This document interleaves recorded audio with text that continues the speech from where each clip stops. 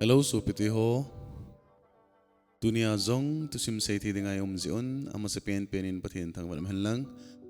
na bon chawin nilha pha jan pha jingka pa chule sun pha ken bole. Dunia tusim sei du hi ahong sau thimin hi ja hi episode wise a ken bol de hin galngam le hangsai tusim kan sei de hi tusim hin sei pan tau ti le galngam le hangsai tusim ama se pena hi chaganu le hausanu ha hla a chelhon tusimin sei du hi edi sang khala janga le sang khala jasigi khanglai hin kusung khane hin nume gulcha kingai luta ni nom thonin hi khatnu chu hausate chanu hin khatnu chu chagate chanu hi ama ni hi nikhat ha kiti chu i khut chonga ki bu ho hi ha hla in a chil honin hi le ha hla pa ko ma chun ong lon ta na hi ni hla khu hongjin phat hin ha hla pa ta chun tu zan ilup khom lo ding le ha zong kal ha pi lon lo ding hi an de ta na hi ama ni zong akyo thonin a hi le nunga khat ki hiza ha dei mana in khu su chat vai jing ding akitel hanin akiho mol hon tan hi hausate chanu chun keiwang gam hi chana kichia iti ikewa kiche ki ding ham tin zan chun ha hla pa chu alup pi tan hi jingka khu hongwa phat hin ha hla pa chun ahin hla pi thon tan hi le chaganu chu aval sit jengin hausanu a chu avom de du jengin hi le hausanu chu alung no mo tap tan ha hla pa za chun iti na sei banga na thua kinunga tu zan na zong kilupia kia vom de do a nei hla pe in na thungai lo ka gol nu a hoi te in na hla pe in iti nei bol ham aga tin hele ha hla pa chun nanga hi avom de du e tin dei mo in nanga hi ha thing set ka hla pe hin na gol nu a cho ka thu ngai lo zia van ni nai to ka hla tha pi hin wal se na hi na chel hona sum not lui kiti cho vadung khat tui kiti hin ichi sum not lui na phal hon ting na hal hon chu not hon le chun nanga hi wal che entin ahoya hoi ding hi na gol nu a hi van ni nai to kala tha hi ji chun ahin not ting le bom che entin ahin ke not bo a abong chu tui asia zona tuya cho amit na lu na amit cho ting hei tai tin ain sei pi ta na hi amanin jong ala hon cho in ki pol honin a in lang honin en jon hon ta na hi amanin jong ong lun hon le sumnot lui kiti vadung cho in palon ta na hi amanin jong ala hon chu akenol hona hi le hala pa sei bang chun ata ba chun ausunu a cho aval che jingin chaganu a cho vom che in ahong bongin tui ase zon chu amit na lunin amit achutan hi agol nu amit achot phat hin hausanu chun agol nu cho hin kai jin wadung cho hin nol hon tan hi le walai lung ahin phal hon panin hausanu chu gulpin ahin man tan hi le hausanun jong agol nu za golnu chom khat ding ta hi te anom be se jing tin ading hon ta na hi pha chom khat zo hin tui chu hin no kil honin ahunga kai hon ta na hi tun zaw hang le gultei kiti tusim sei pai utin chaganu le hausanu wadung chu ahungal kai hon phanin hausanu chun zawa lokon ho agalong homin chaganu chun khát khanin akil havin azau chun apotawin hi chaganu chu apopen pen chu anga phat phanule alu pi jivin ina ahin pulu tawin hi pha chom khat zo hin chaganu chu zawmi chuzat pin alu pi chi ji hi ji chun ahongain naw hin vop tan hi ausunu zong chu tuila gulpin ahin mat hi ji chun anil han chun ahongai chi hon tan hi iti chun phat chu ache hi le ani khole phat hong lun phanin naw hin ni chi hon tan hi chaganu chu cha chu pasal hin zawin alupia kona naw hin ni hi ji chun acha chu zawhang asaun hausanu cha chu nume hong hin gulpin ama na kona hongai ji achu chapang min chu gulte asa atawin hi zawhang le gulte hi aneu lai hlona panin ahong ke ngai hlonin nunga golang ahong hilon tan hi ama ni hi ake ngai na bal han chun aki cheng ding ge sanin ahong hlon tan hi ni khat hi gulte jin zawhang za tu ta hin gal hung le ni hu zo na dem ahin tin hi le zawhang in jong midang ka ti lo le nang iti ka hu lel ding ham gal ho nga hi le hi tia he ka kap jing hi ding ham atin athal pi cho sat do in gulte ma sanga cho azele lele athal pi cho hin hla so in gulte dip kong ta cho athal cho aki put jing in hi le adomanu along se nu gulte cho thita na hi tun zaw hangin gulte het hiel zia atha phat hin aza chan husunga zong omnom tapon azamang ta na hi ama zong ache che jingle kopi khat na hi an patan zan hin kopi sung cho wa le te sipi khat le te sipu khat ki ho na ki ho li nan hon azalitan ama zong te seteni in sung cho galu ni na hi le te seteni jong chu to na do pi lonin hung tovo kanao tu ta hoya chi ding holaya phading na phadingan hung ham ahin tilhanin aki holum ta bin hi le zaw hangin jong happy le hapu ke hoya ka chi dinga jong hunga ka hipoi naki hol hona chu kazan ke thei lo ji a chu ipi na selon ham katia ka honglut hi atin hi le te seteni chun atu selon chu im thei lon tapon te seni teni chun tupa igen thei ha sat phana thu hi ai thei ding ai moding ki galowa ki mo sei jeng hi bove ka te selon chu i ha sat phana in le gama jong ima cha ke tong zo te hi a ewa thei khat hen lang i chanu le i ai e dol ti chu da pi hi ki pele kana til hona kana kyol hona hi bove tupa kona ke ni penta ewa nom hon ning ham ahin tin hele zaw han jong happy le hapu all mol hon hi in ken na wa hon na nge atin hi chin kho apa chun te se te ni ina chu a cheng denin te se te ni chu awa pan ta na hi zaw hangin jong te se te ni butui me tui salenga hin wa na hi kumsagi ong lung tan ni khat hi te se te ni chun zaw hang za tupa nangman jong na kitep na bangin butui me tui salenga nei wa na hon hi kumsagi aling tan keini jong gen thei ta vuilo pailo ka thil hon di tam tia kan ki gel hon chu tun nangma zala nom sata vui thei pai thea ka hon ta zen na chunga ka kipa le jing hon hi ahin tin keini jong thiwa deng ka hil hon ta zen ka negative na hon nang bangin tunia pana hi chi ka chanu hi to na ki chen hona ka gol hona alo pi pen hi chi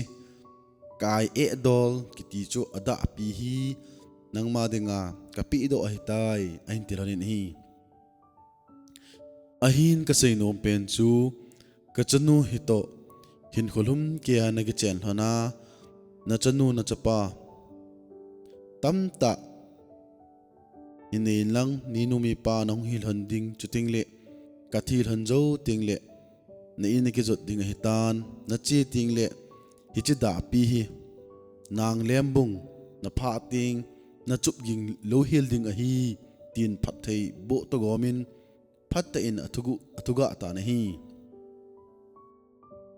pachom khat zo hin te se te ni chu ahong thilon tan zaw hangin zong azinu le ai e dol ti chu ada pi ahin ki po in a in lang ahin zon ta na hi nang lembung ahin pha lhon phan hi aking alhonin atol hon ta na hi zaw hangin zong te se te ni ana kham ga lhon chu ahin gel do in ep timo mongeng tin ada pi zo aga chup ging le agin chu nisagi lama age thongin da pi khaw cho ahong tanin age tan mang ta na hi aman zong da pi cho adel del tan hi le santai lia adel lut tan gala ading atile gulpi lein ta khanin an gi khamin gulpi chu luhangin tin itia chu gulpi chu luhang ten hong ki senin ipidinga da pi hi kila te ding na ti ham kacha gulte na tha ipi to su to ding na ti ham ahin tin hele aman jong akechatan ahong kinung le ta na hi aman jong da pi kita na a alip pul ho chu ahin kilo pe in nang lembung ahin pha chon ahin ne pi cho hin ki puizin ahin galhung thon ta na hi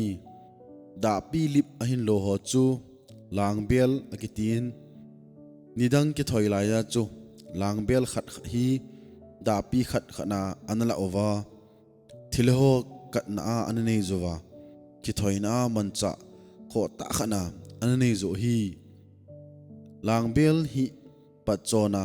alima halkhat ikoi za hi le phachom kha zo ting ano na kewa tamta an hezi hi ana tv ne hi hiti chun in kho na mangwen tun sille lovat gammang la galngam masahin kho THUSIM se pan taute phachom khat zo hin zaw hang chu te se tenin pathe anabol hon bang chun chapa hoi ta khat ahin nei tan amin sille ahin sa tan hi achapa sille hi anewa pachun chapang sin the ta khat ahong hin ahong gol hang phar hin anule pan nunga hoi ta khat ahol pi hlonin hi le phachom khat zo hin chapa hoi ta khat he nei tan amin jong galngam ahin sa tan hi sille hin lovat phat ahong hi phat hin alo mun dingin na khal jang kiti mun nom ta khat hi aga ki venin lo cho hin vat pan tan hi alo wat ji cho azing le angai ani ki jin awa cho ho cho anaki tho ki ji tan hi ni khat hi aman jong iti thudan hedam tin alova chun ache kinin nila hin ahin chang le tan hi le mi vai nung khojin ding kon hin gam nu pi khat hin tingol khat ahin ki pu in lo to apa chun lo ki war ho cho ahin vo pe in sille lova thing ki tho song ki tho ahin tin ahin ban vo le thing le song ho cho aban banin aki tho gam ki ta na hi thilenu pi nu chun akom ahin pa phanin sele in jong thilip nu pi nu cho sambu chinga manin apejin nang hi ban hi ve tong nisya gen the ta lo ke wara nangin hitya hina na bol ji atin thilenu cho thi ding kon hin kate neilhan kathi thona tingol penangi tin apeng zal jingin hile sille in jong alha in athi thona tiengol cho hin kila in a ina ong lung ta na hi sele in thi thona tiengol a hin ni phan hin gam tin a ke thang ta na hi a thi zo si a hong ko vole sele hin a ina zong khatapon thi thovin ama tha ta na hi hi chi gam nu pi thilenu hin mi thi khat hin do theina tiengol a pi chu pasung alhang sunga ni ke thang da ni ta na hi mi abang khat chun a hong te telenga tivin mi kho choma pe zong le galngam athitai na cha galngam thitai aga ti jiwin hi le ina hong le midang ni ji in thlep chat vai jin a jingin aman jong khon en alung hang tan tu wang na cha galngam thitai ti jong le che ta ponge thi tho dingin mi kho chom khan hin ana che ta na hi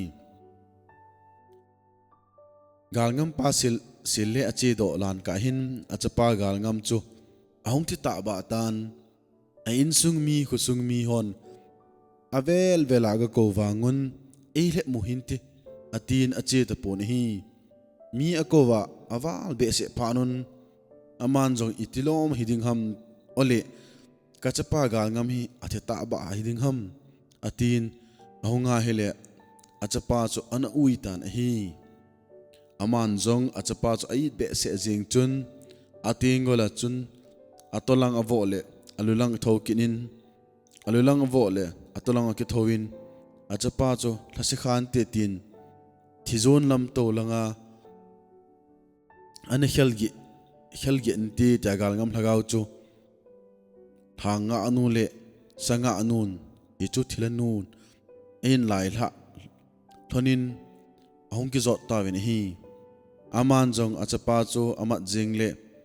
akhut wang ka khat hin khui mu in aleng mang ta na hi si le in jong achapa galngam athia atho do zolo hi ala se hiding ahetan gala mo ve ta na hi galngamin jong ehin nung vele apala se ta chu hin mun aman jong gala konin vo hepa keima sanga midang zo nangai lu zia na cha keima hi nei tho zo lo hetai tin galngamin tu hat sei pinge pat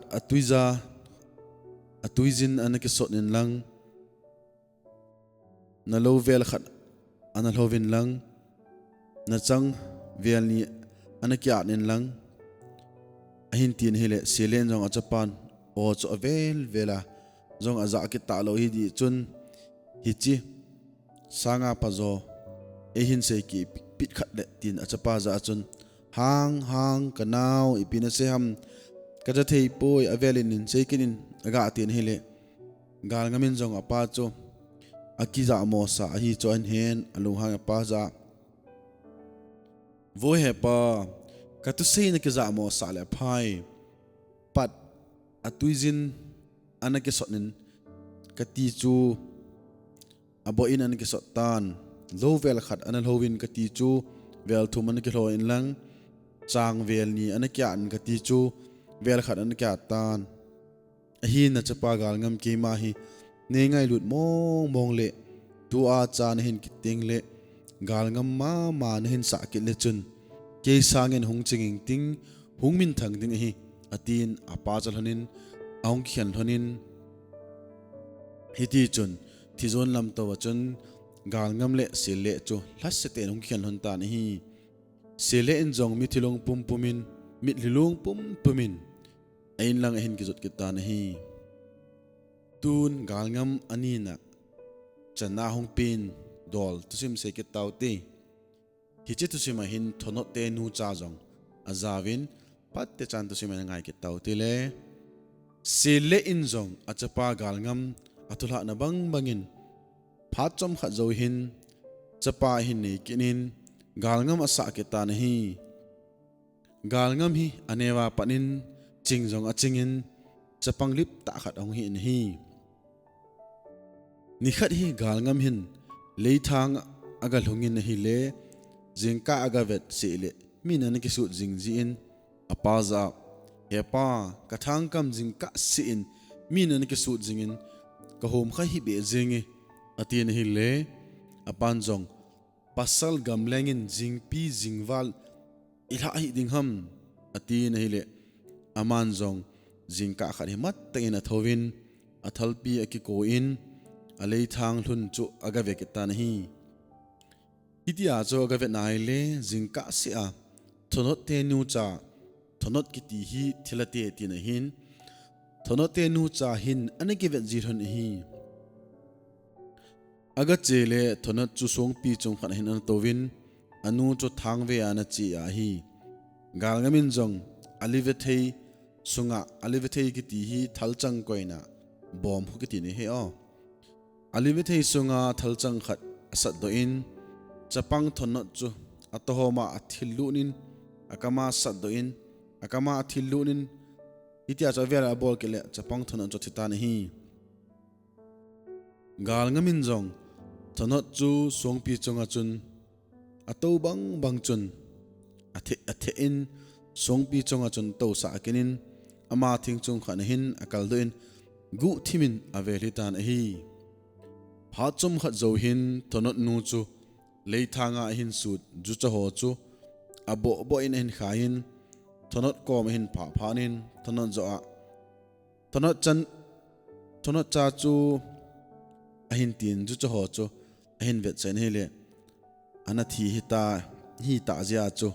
ki he ding jong ki to pon thonot nun jong akom in pha phanin thonot no lom in aga sot le alu in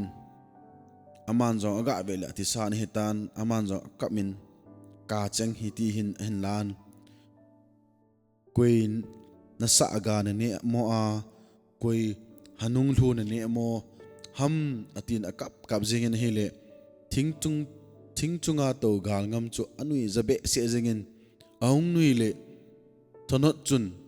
en modo tan hi thonot nun jong dena lima hung ki khom mun tuni ka cha thonot thana kamui aga atin hila pet chun thilho chu azat zanin na thuzat achat jengun hi thilho hung ki khop su phanun thonot nun thilho za keima kaldo inkating galngam khu amala kamat na kahin sal ha jeng ding hi tul ahung chu le nanane chai ding hi keima ding athin lailung ne na koi pi ding hi atin thing changa chon akalin galngam cho kengen amanin ahin salata na hi galngamin jong tul ahin chu chun ke thonot nu ke bove ne heun atin thing chunga khan hin akal do ki tan hi thonot nu chu ahung kum phanin ipidinga nanane lo ham atin hele amo chun aman ba thonot nu ka he ne heun atia kanane lo hi ati win hele thonot nun jong tu a hi kakal do ki na ka hin loi hla ki ding hi thonot nu ka he ti jong le nanane te ding hi atin ahin thuga ta ni hi keidinga athin lailung ne na khen pi dung hi atin thing chunga chuna kal ki ta ni hi galngamin jong tu awang hi e mai kha po le ka thi te ding hi tai atin thing chunga chun phat te chan akitum belin anapangin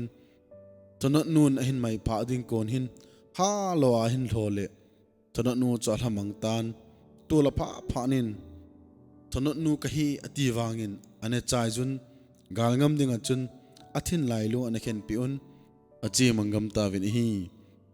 galngam jong chu ahong kum hlan a in langa na chi ta na hi tun galngam le hangsai ki zoldan sei ki tau tile ni khat hi galngam gamla aga chi to in a hi le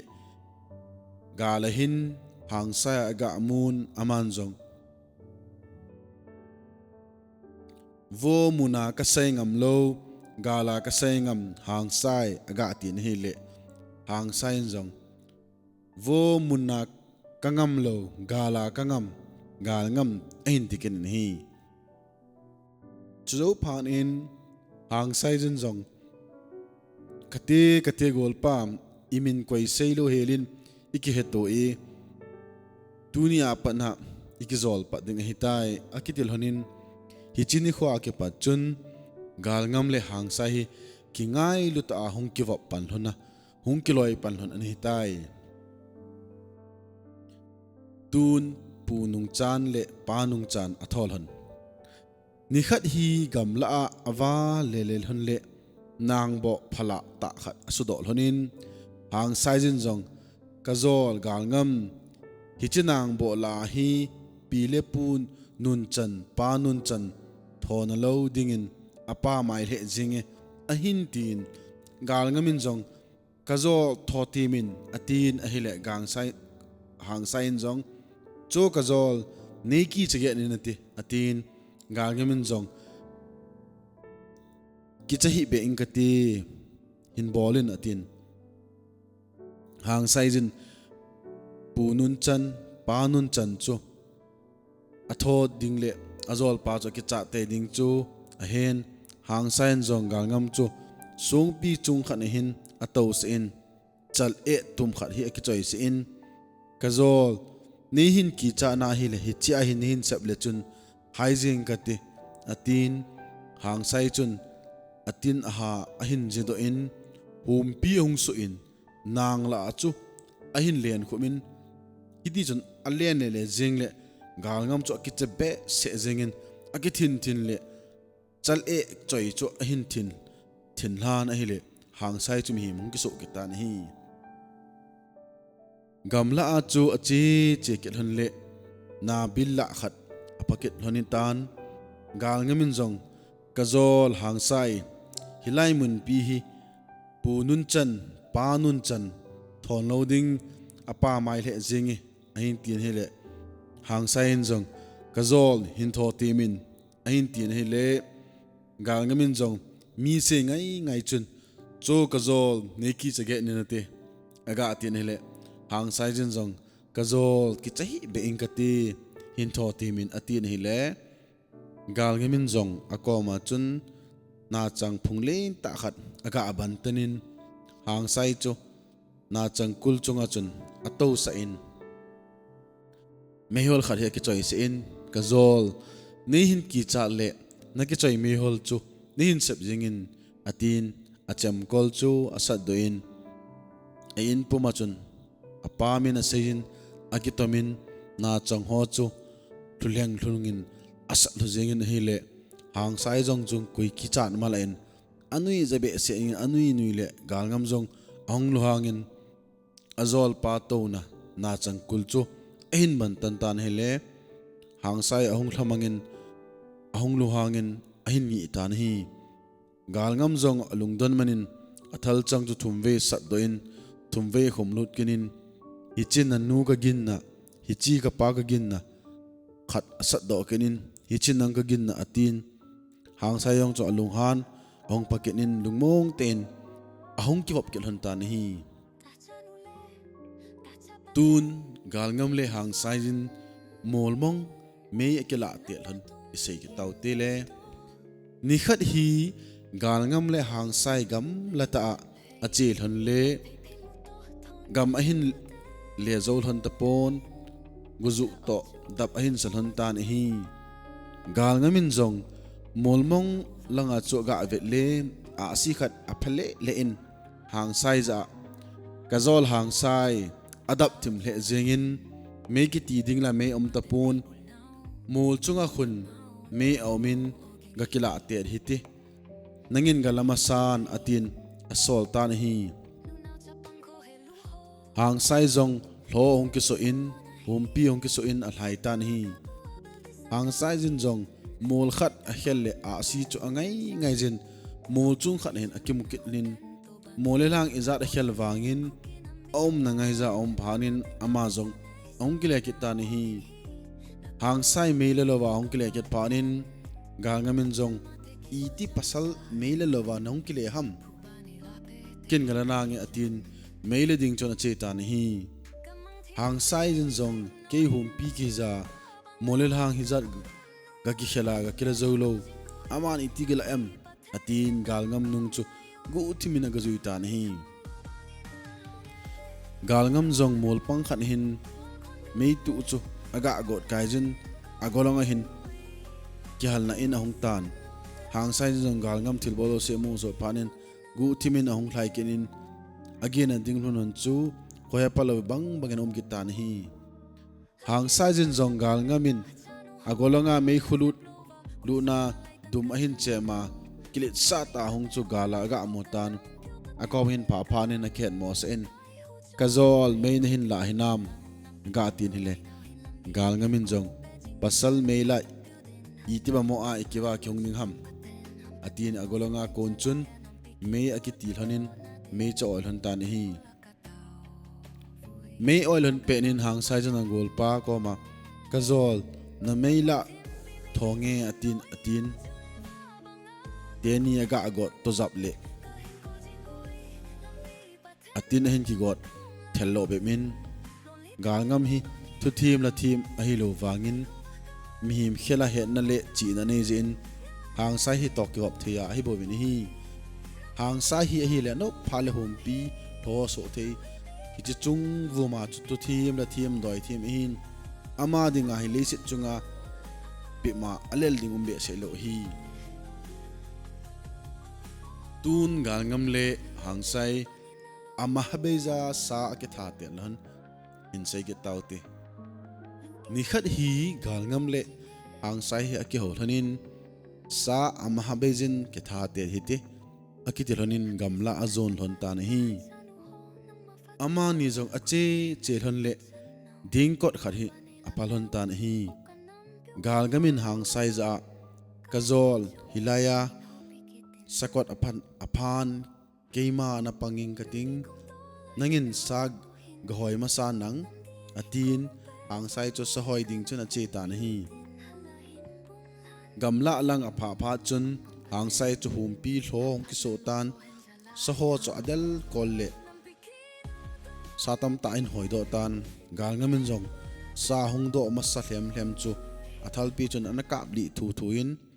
athal cho sa do ting ama chun amei chona tumle chu abe azin ahile amha khat chabe kheta bon satam ta na ta hi Hangsai hunglun phanin galngamin jong kazol sa hizat pi hi kana tha hin kathana maha holte min atin ahile Hangsai jong sa chu na tha cho athana maha khat chabe amutapun alung thimin kazol galngam hi bol theina thil khatwang anei hin titin galngam Hangsai cho analung dong le ta hi Hangsai jin galngam sa tha chu zat pi chu athana maha khat be amu do lo phangin galngam za kazol tun nangman sa ho gahoi jin lang keima na pangki tange atin galngam chu sahoi ding chun gamla zon tan hi Hangsai jong galngamin adal ha na muna humpi ki so in ding ko na chuna nga ta na hi galngamin jong gamla pha chun sao pulai lai dena lema sao pulai lai atin saho cho ho in hi le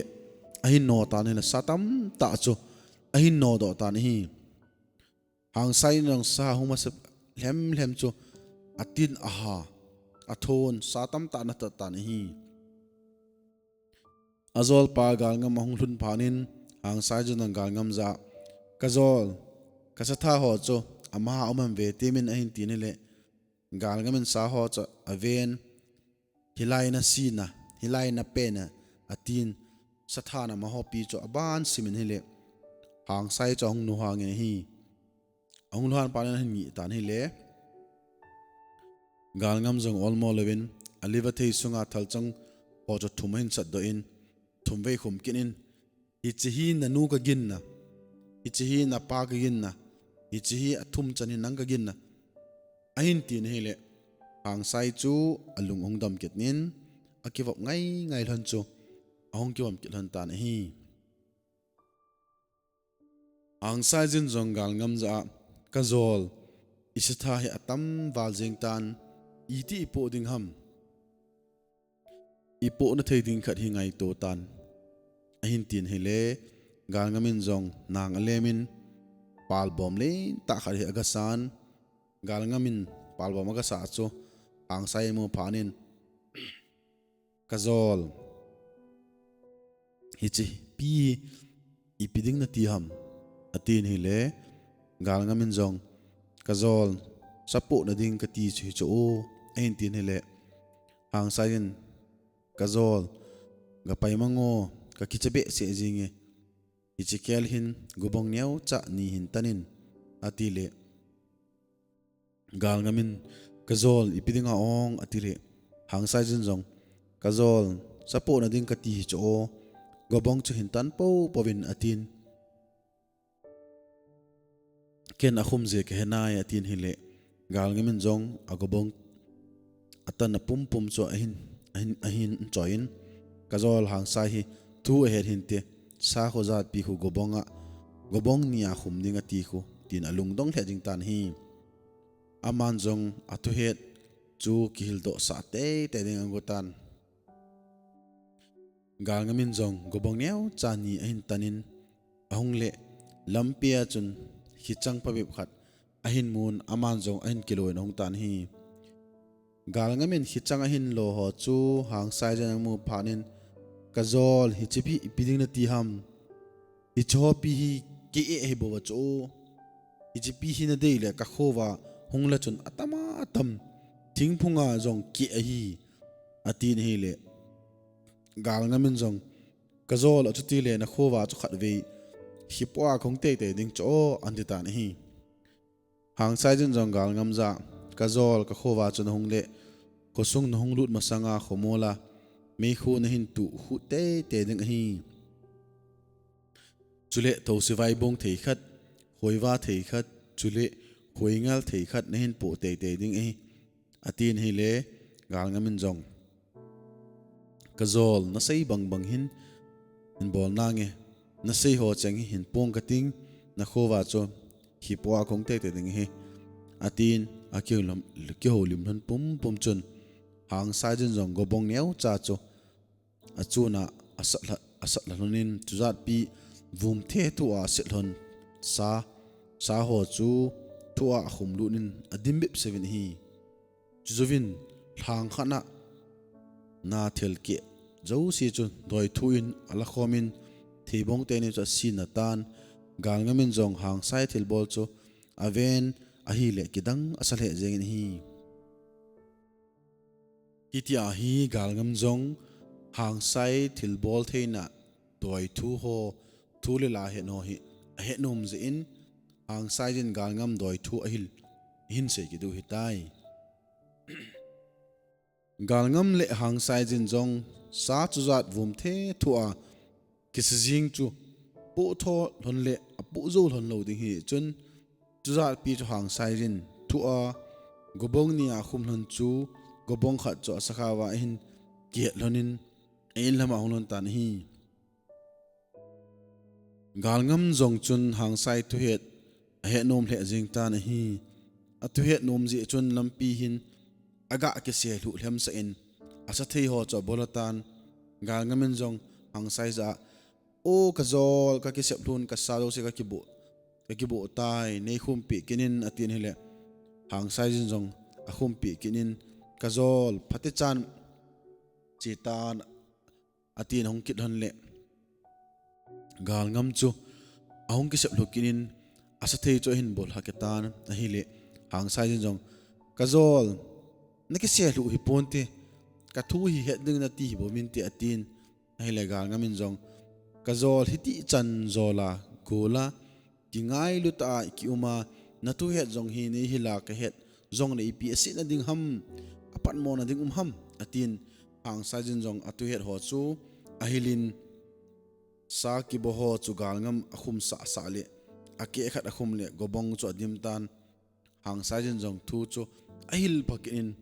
akhum kit le abonin galngamin sa chu zat abol ha chu akhum kit tan hi hiti chun Galngamin Hangsai thu het ho chu ahin hedo ta na hi Galngamin zong Hangsai thu het ho het so phar hin athanom be se zingin aman zong thlang khana na thil ki ho chu thu in aga la khomin min atheibong sin anein thang khana thing ho thu in aga la khom kinin tingolin again ki phun inlang ahung tan hi le in ahun hun phanin khosunga mi zo si asa khom dingin a khomin leitola phe phawin asa khawa hin ko sathei chu phe chunga hin bu hla le leitol chu sa avum che choizingin hi khosung mi pi ho chu athau num wal jengwin upa sabol ding ho chun sahizat pi bolna ding hoyan kilading hitam ativin hile galngamin jong sathei sin na kahin man na tom na hlam hla chu hichi sathei sin na kahin tom na chu hlam hla jong leo chun mangzo povenete ahin tin hile amhon jong alap la ole khosung chu na dim hla jeng hi upoho chun ahi le hizat pi hi ahun ding thing hoya ala akit ding hata ong ahong ki tivin hi le galngamin jong thing chu I pin all mo ham ka tingol jong chu e jong leo chun ti zo povenete ahin tin amon jong atingol chu e oda thing chu ahon honin aki sejing jengun hi hiti chun kopi chun thanom ten sa chu aki honin nisagi ni gate walzen anhevin hi tun galngamin hangsai ko ma hipo a chi thu segi taw tile pachom khat zo hin azol pa hangsai jen atupi bangin tho se vai bung thei khat khoiwa thei khat chule khoingal thei khat akingai ton hangsai khwa hipoding chun achi tan hi khumol aga phar hin aman jong azol pa hangsai jen khumol hin pha ting mei khu hin tung hun ati chu khosunga chu ipi uma ipi jong abol ham tin gu thimin khosung chu ga veli nei le azol pa hangsai in anasawin akhochaga ho hlomi ho pi chu meyu aki khai le lu jengun nang nu mei sa ke nu mei sauzo nang pa mei sanga ke mei sauzo ativin in chunga chun achom sau jengun hi aman jong akile kinin khomola chun me aga tungkhuin hi le hangsai jin jong zol honge me aga tungkhuin hi le na meyo timun aga tile ameyo cho tim lu nun aki im lu do dan ho atim lu ni mi hi ma ki so kit gam ta men hi galngam jong hangsai in agalun panin azol pa hangsai jin akhochago chan ding le asei ding ho phat ta in ahil masa so ke in nilha kho hongjin phat hin hangsai khochago ho hlomi ho pi cho ongki khomun galngam chu thadingin ne ding a govin ahin nai tul jegon hi hangsai jon galngam za kazol champe ahin tin hele galngamin jong acham ko la sat do in apele hlomi ho chu them khat aki hin dalu na hi ain nai tul ki phanun hangsai jong kazol i khat ain tiken hi le aman jong tho sewai bong thei khat ain po chu aga hon dole chapang nong nai se si chu aki khot thun aki tol mangam ta ven hi chom khat zo ahin nai tul ki ta ven hi le hangsai jong kazol i khat ahin tiken hi le galngamin jong khoiwa thei khat ahin po chu ahin hla kenin hi le nu naw chapang se aki tol do so phanun a lai chengbo ta ven hi chom khat zo hin galngam cho ahin nai tul ki ta ven hi le hangsai jong kazol i khat ahin tiken hi le galngamin jong khoingal thei khat ahin po chu ahin hon do kin hi le alin hon zong atho zo to povin azam do so gam tawin hi hangsai khuchaga hlomi ho chun ada hla so phanun galngam zong hangsai ko ma chun phat so pi anomin ain langa hongding kon ayot phanin hangsai in vela khichang ho cho kelo tan hi hangsai din zong galngam za khichang adang wang na dei chan kilo in lang na po zo za zong ki po jingin ahin alai lunga aga achanglin pawang khu hin lo hi be in atin ahile galgamin zong alai lunga ga hangsai in aseya it pen chu athal pia ga khaijin adei chan akilo aki po khop se ding phat hin athal pi mong chu atuin ahong chop hla le hi changlin pa cho hung pul ta ni galngamin zong ki palam ten azol pa za he katizo kazol ka hung chop hla le hi chang ni pen pa zong kathal pin hin khoi hla ta hi o antin hele hangsai zong hillo hi be in tia ka kham le alien pen pa hin ki lojing phanin ma lu hangin galngam cho hin ni tan hi hangsai nun zong hangsai za mi gam hi chana hi po again thei ta hunga hi chi khichang pen ta hi ipidingan it ham atina jingla thaile ku khove kum kitlang le hunga kit na hi dang ham atin apo tan hi hangsai dong chun hong ki phalamin ahulung dam ki tan hi galngamin zong hi apo khop set akilo phanin cheding akigo ki tan hi le hangsai jang kazol dam selin chen lang ahin na in alhun lok ka het na dingin na in na hun lo ka het na dingin hichi ka hui the hi ki po in lang in alhun ting le hiche hui the hi hin hong do le chun hui hin kabilha hin mut ging selin tin hiting chu le kazol hi dam selin ainul hong tai ti ka het na dingin ka pi ni hi atin lam ka awang hin hong hi ben atin aina kon chun ai hla do tan hi galngam zong hong le apap sit lo nin lampi dung chun mi in noi dung pawa hi chang ho cho alo pa le na lam chun ahui thei cho hin kisu hongin hui nun chun hangsai in bilha cho hin mut le ahong ging sel jingin hangsai nun zong nagol pa hi tu ta ki pa do be ma a in lung nai sai ponti cheluinang ga veloin zole na khochaga hon anamu do ge nun te tin hangsai cho hin no thot jingin hile hangsai cho ga chele galngam chu hlomi hon an mu pa no wa chu kicha sapu ko sunga khana cho zamlu dingin hlomi ho chun an pheng pung jingin hi hangsai jin jong hi chi ko sunga hi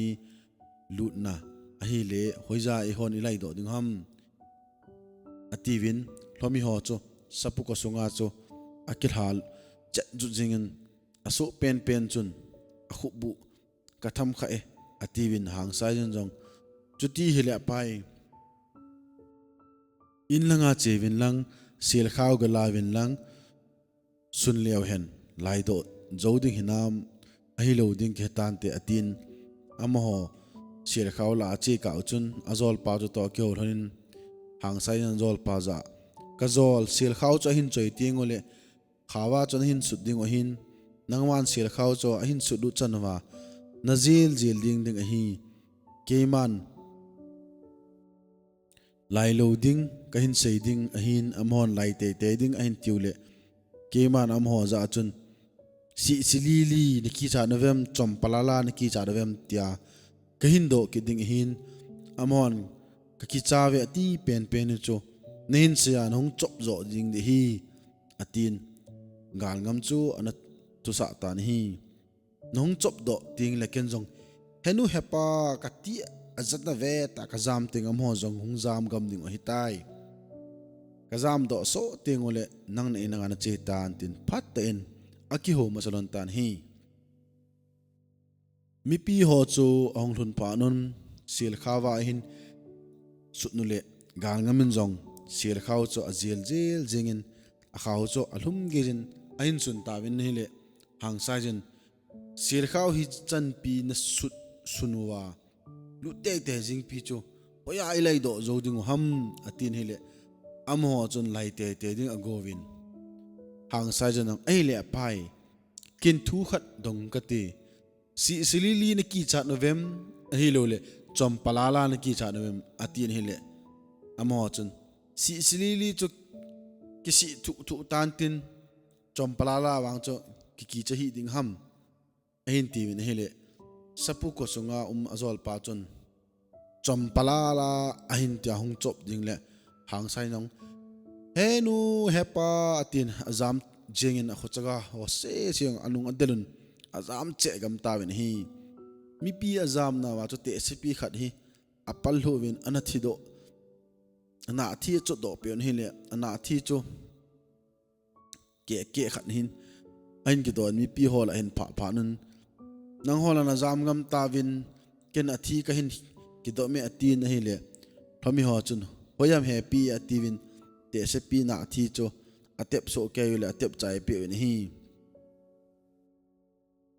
tomi ho cho jam so ke phanun galngamin jong in langa hin jot kit tan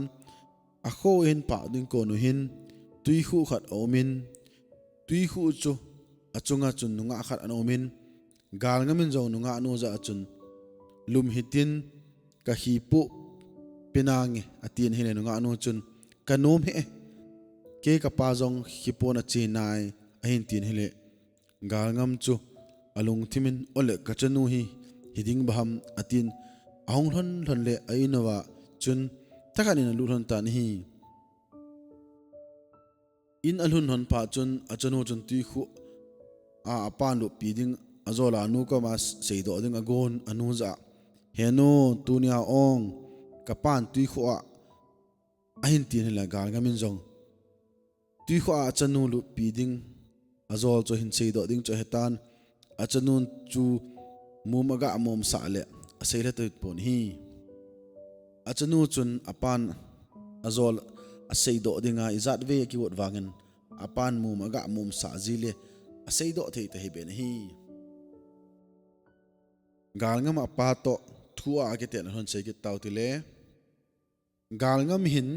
hangsaya ko na doi thu tam ta he ta ji chun almo ta pun hi ni khat hi apa to lova ne na chil hanin ni la chi phat ong hi phanin galngam chu apa ma sanga chun song tat hoi ke khat hi aga umin hi le apan jong kadi cha he chi song tat hi a hoi ke je ina ki ponante atin asakhawa ke nin in langa hung tan hi leitol in pha phanin galngamin jong hepa lel za inatin atin apa sakhawa kon chun ahung chom hlan hi le apa jong chu alung dong le tan hi nikhat apa hi to gamla chi kelhonin a hi lap apa thing toi hoi ta khat hi ain mun thing toi khai ta khat na hin anomin galngamin jong athun azo ji chun apa hi cho hetan hepa hungdo to zola golang wale khat towin sat pop ge ni nate aga atin hele apa jong aza za cha ke san hungdo tan hi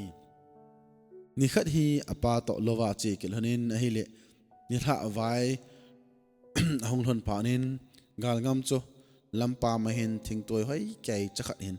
aga umin hi le apan jong thing toi cho a hoi ke je in langa ding in hin potan hi le in an pa lon pa chun galngam jong hepa lel za ina ti tin apa leng ko wa chun ong chom la ki tan hi hita chu apa vel ni vel thum thua ki tet pia apa na zolel jing pa jong apan jong alung no mo tan aji chu apa si le jong hi thuthim la thim khana anaki thang mi khat anahin achapa galngam thulela pha lel phanin mi khat towin hin that nin ti hin that nan te atin galngam za hibanga doi thim thuthim la thim ni le doi kung pu ko ma kasil la lel khu galatan tin asoltan hi tun galngamin apan asei bangin doi kung pu koma sila la lel agala thu sei ki taute doi kung pu kiti pa hi doi thim ta hi chekhang lai hin kui macha ama chunga chi anum lo hi ama hin sil tam ta anane hin ahokoma sil gacho chu hlumhleng sil akicho sa asil ta ta ho chu koi machan acho do thailo hi zenge hlemlung sil kiti hi hlemlung khat hi thua sama sil so sa ji hin phar khat le hi chi hlemlung sil chu hlemlung so ki ji te hi galngam pa sil le jong hi doi thiam ta ni wangin doi kung pu ko ma chu sil ta an ki cho do an ki kai do zolo ani hin tun achapa galngam amasanga doi thima azolal phana doi kung pu chun hin that nan te tia sil ladinga cho sol hi mizo sin thua na ki chat pe nu chu doi kung pu ko ma koi ma chan sil na la do zolo wa sil ladinga achi ta ding je in galngam jong phat te in akigon achi ta na hi galngam chu doi kung pu ina cho ga hlun le ana tapon a in chu doya phata anomin hin a in sunga a in po chu doi keu se hin chut na ding mun khat chabe yong awng pon galngam jong a ina chu lu ding ki go le mun khat chabe lu na the tapon a vet le kot cha khom se khat awngin kot cha khoma chun akal do in alhong phaya mun thi lung ki koina cho apal hejin achen tap sakun a uipi to na bo chu onga hi je chun uipi ja no do in ana to tan hi doi kung pu chong hun panin galngam itin hunglut ham atin hele galngamin jong doi kung pu nakot chakhoma kahungkal do a na hlung lai ja namun thi lung kapal hejin na uipi thu mun kanalo hi atin doi kung pun jong ipidanga nong ham atile galngamin jong sil kaya kong hi atin hile doi kung pun jong achutile bu ne hitin jingka teng le sil kima tanate atin bu cho thu in bu ne dingin akihon tan hi galngamin jong amane na ding lang chu avet le doi keu se hitan aman doi kung pu chu asol do a abukung chu heido ding ki gotan lungtim khat en bol tan hi galngamin jong kate doi kung pu na a challe mi a chala ki dalin mi a chalin nang a chala tha ding hita khu o atile doi kung pun jong cho a chal angaya ki dal hin athila thi tan te bu kine athim le hen hi jeng ain tin galngamin jong kate na sil challe mi sil chal akidalin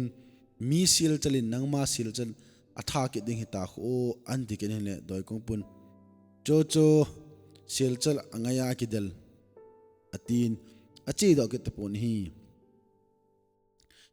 galngamin jong a doi thu them khat hat sa jeb kinin kate doi kung pu na zole bu in pat chon akiban aleng te an dikin hele doi kun pun jong thildang wang chu kamu kachi nan hitabang chu kamu kha lo hi atin leito langa chun hlai do tan galngamin jong achi do ka chun abukong hlon chu an hejin doi kung pu doi akoina lang se cho ama man ana chai tan hi jingka khu hungwa phanin doi kung pun jong galngam za keiman sil ho khu hin hoi do inkating sil ko na hin ana pangin lang na dei pen khat an kema zengin atin doi kung pu chu sil ho cho ban hoi do tan hi galngamin jong sil ho hin hoi do cho vet le hlemlung sil jeng hin azol put jengin hoi theile jengin sil ta hi lag ye chen anaki hi hel sa zen khat chabe anaman tapon hi doi kung pun zong iti sel zo se ka hin hoi do ta khat chabe anaki mat zo lowa ibiban ki kai ding hitam atin hile galngamin zong sel ta zo long le namasanga kungbul khu hin watango aga atin hile doi kung pun zong thase sa san kungbul cho hin vole sel hoi ta khat ong hai do in galngamin zong sel cho anaki manin aki kai ta ne hi doi kung pun zong tu masanga chun koi machan akoma sil ta kai do khalo anahin asil cho it be se jengin song pi chung khan hinan tovin galngam za vo galngam na sir khawle na khut ki ka hen lang ki ka bet hen lang na jang ko hen lang na mit cho hen ne el bai hen aga atin hile galngamin zong akivel doi kung pun ahin subset na bang chun ahi so ke tan hi galngamin zong doi kung pu za vo doi kung pu ke kamit cho hen lang ka el bai hen lang ka khut sir khaw ki kamat zong le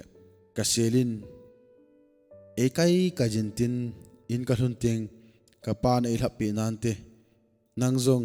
na jang ko hen lang nimit cho hen lang ne el bai hen lang na to na song pi to na to ke kamat hen aga atin le doi pu zong chu doi kung pu zong chu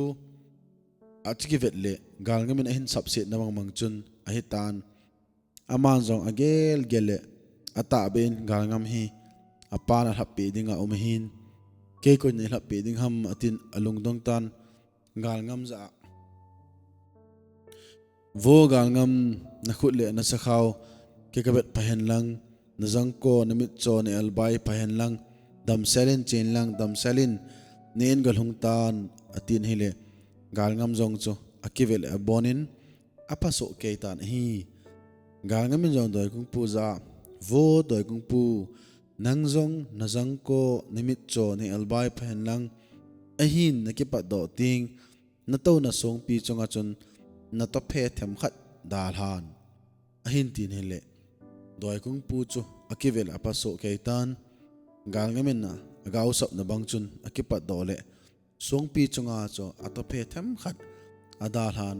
amani jong ki khan tan hi doi kung pu jong hi song pi chunga atophe them khat adal ha cho apai je la hepon gap hlenga aphe gop senin pa chom kha zo hin galngam aga thonin iki khen zo jong chun chang kai jin ko la ka hin ko thei te pon ka chang aina he na dingin hi chis sape hi an tan atin aga thon hi le galngamin jong amu banin songpi chunga atophe them khat ada hla hi che he keu zengin galngamin jong phat chom khat set pi hi agap leng aga phe phanin chom khat zo hin doi kung puja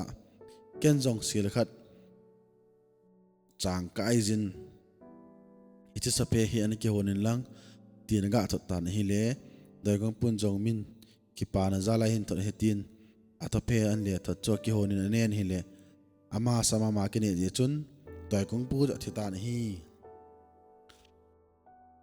tun suwai ke nu hela achi thu se ki taw tile galngam pa sil le in zong doi kung pu koma sil la do lel achapa galngamin aga kai hongthun thi lo ji a athi na dinga angai to kinin galngam za suwai ke nu kan hel do zo lo ji hin ga hel tan atina sol ki tan hi galngamin zong nunga hela chidingin ipi doi ki po hi zong le idham itin ka anat ho zong nunga hela dinga paset hi dingham tin doi polovin suwai ke nu hel ding chun ache tan hi suwai ke nu zong chu galngam chu anadei thim hle zengin phat ta in azenin zan zong le ajibang bangin alup pi jingin hi midang hela chi ho chu anoi ame sa hel chu lumhleng po lai po ame sa in azun thana hel ding chun thing hom go hom po abol sa jin hi galngam wang hi ata mong abol sa ji ni khat hi popin ngal hei ding in som tawin galngamin jong chedi akiko ta na hile suwai ke nun jong na chi num jong le chetan ahin mi sei na hin sei lewang na hong thun ting nu ma sa lo ding hi atin ngal heja soltan hi suwai ke nun jong galngamin ipi aga bola ipi ga seyam ti avelingin aga veli tan hi luilung wacha soltan aman jong angal heina wa chu nga jong tam ta aman jengwin golongo chun ahin sei tawin hi suwai kenu azun thana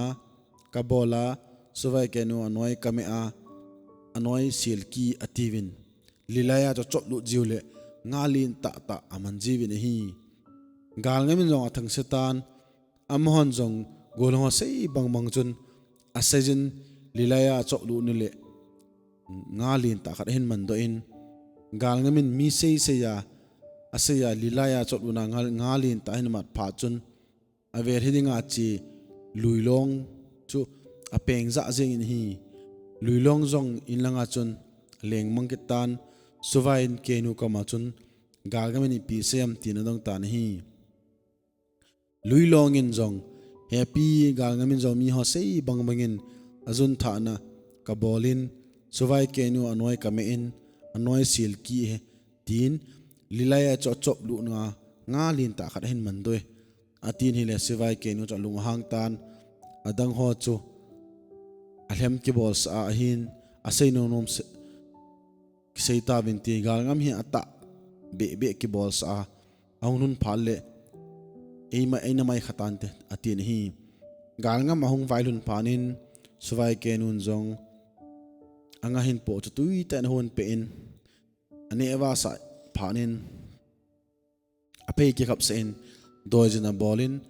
alhim I mutan phachom khat zo hin asakhangin namang ipi umem sei timin atin hele galgamin jong kamangin meipin ehin tum khumin ahi wangin ka kisai saile aki ho pum jingin ahin tile suwai kenun jong hi chu mang phalo hi ati pen chu zo chun phatta in thu a alhim I mukenin ahong kha kit phanin suwai kenun jong namang sei kit temin ni pin mu em atikinin hele galngamin jong kamangin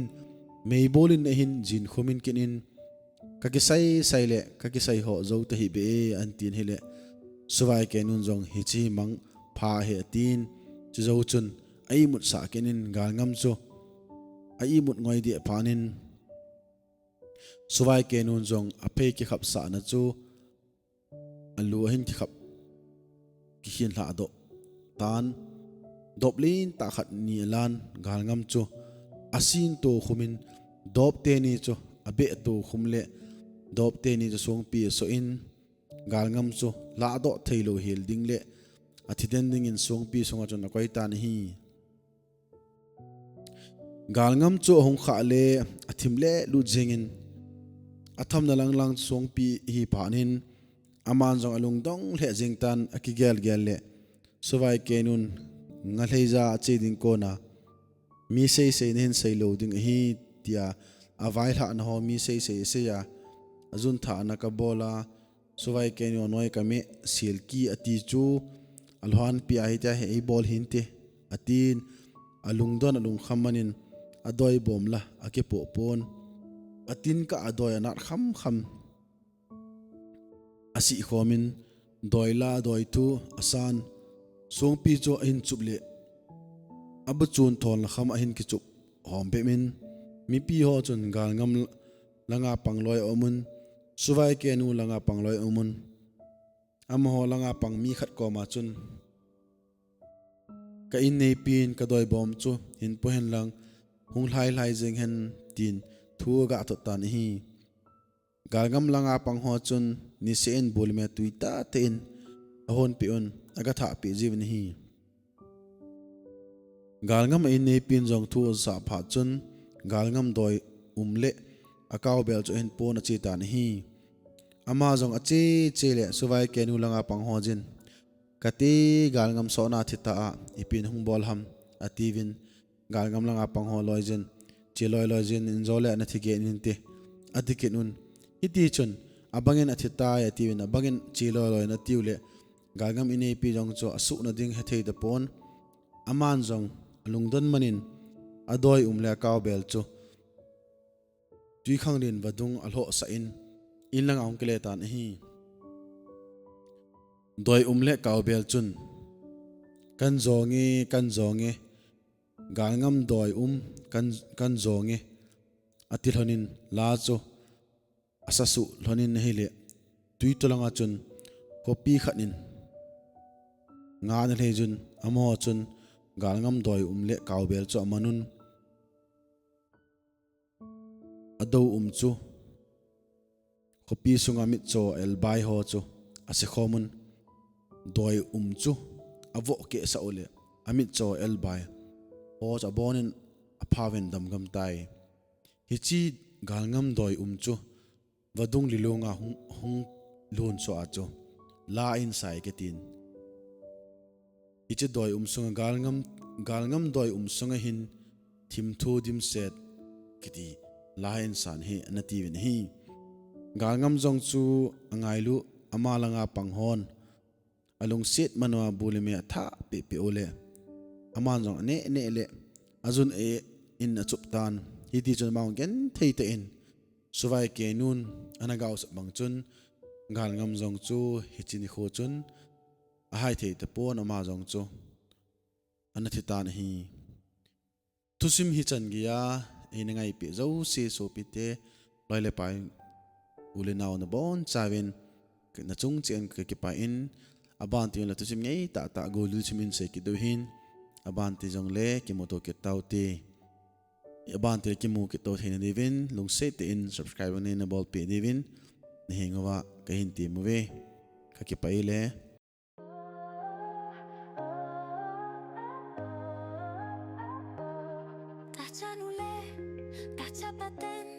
Phải phung xuống in sự lắng đã tung